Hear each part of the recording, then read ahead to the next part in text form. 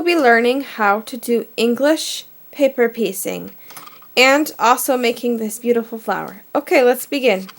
For our English paper piecing tutorial, you're going to need your templates. I'll show you how to make those. Some paper, a pencil, a ruler, some hand needles, some fabric, some thread, some scissors, some pins, and lots of the templates that you made, and some chalk. Okay, let's begin. You're going to need to be creating a hexagon pattern. You can get them online for templates, or you can try to make one as best you can. This particular hexagon pattern is 3 1/4 inches and 3 inches across. So you're just going to set your ruler up, and each of these little sections are going to be, each line is about 2 inches long, and you're going to make a hexagon. You're going to need 1, 2, 3, 4, 5, 6 sides for your hexagon.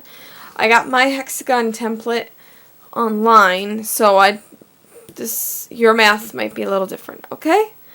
So this is for a 2-inch hexagon.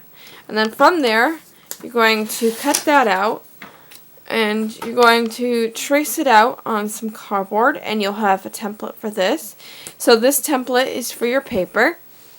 And then you're going to take more cardboard. You're going to take your original template and put it on some cardboard. And then you're going to measure 1/2 inch all the way around your regular template. And then you're going to cut that out. And then from there, for your paper ones, you're going to take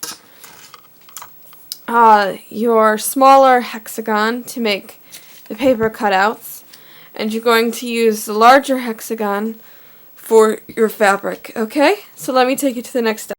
Place your fabric with the wrong side facing up, and you're going to take your cardboard template. You're going to take your chalk, and you're going to trace all around it, and then you're going to cut it out, and then I'll show you what that looks like in a sec. Alright, so your fabric hexagon should look like this. Now you're going to take your paper piece that you cut out from the smaller template, and you're going to put this on here, but you got to make sure each side has 1/2 inch to each. So let's take a look at that, because you got to make sure you center it.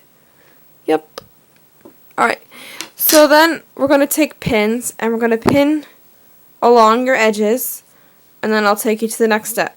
You're going to thread your needle of a 20-inch piece. So what you're going to do is you're going to take your pin out, and you folding your side up. Now you can either hold this while stitching, or you can repin it back up. I'm going to choose to hold it. So you're going to come from the back side, or technically the right side of your piece, like this.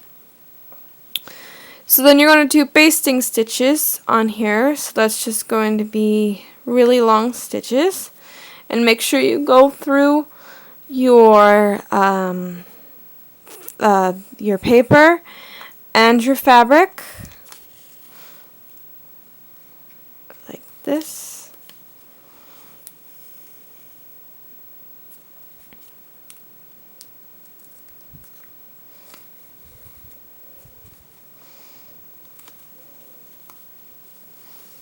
Oops. Hold on one sec. Sometimes your thread will get caught around your fabric.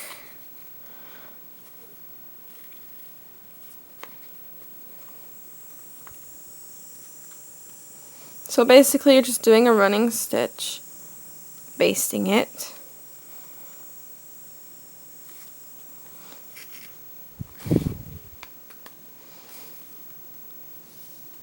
Okay, so your stitches should look something like this, minus this one that got looped because that was a mistake.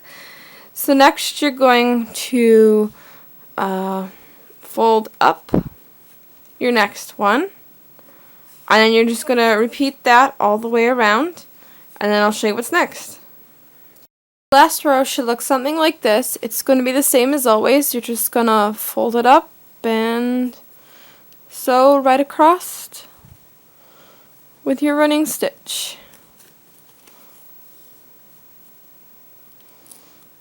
Now for the end, you're going to go into the next couple of stitching over, and you're going to pull your threads to the front of this, but we're not going to tie it because we're just basting it. This is what I mean. So you're going to do 2 stitches here,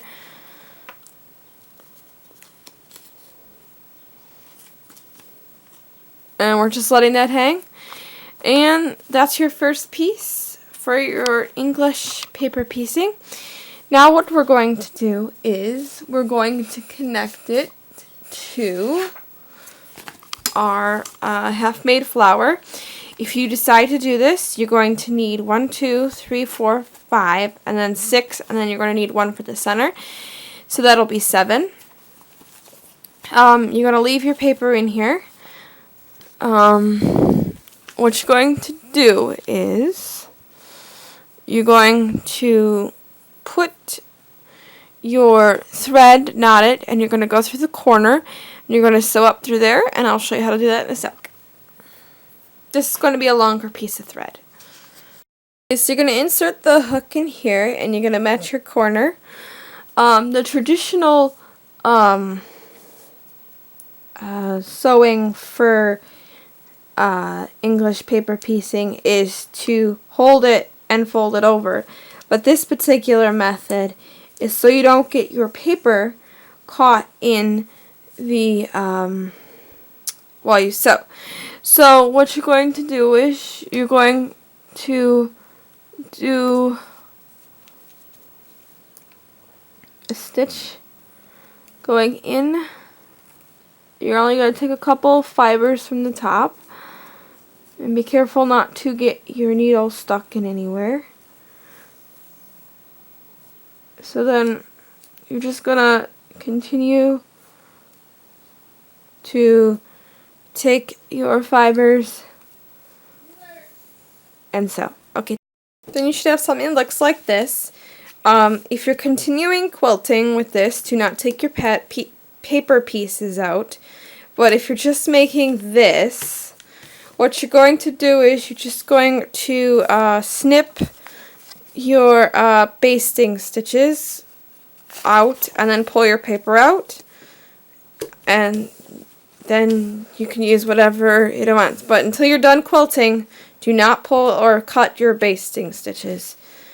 I hope you had enjoyed learning how to make English paper piecing for quilting.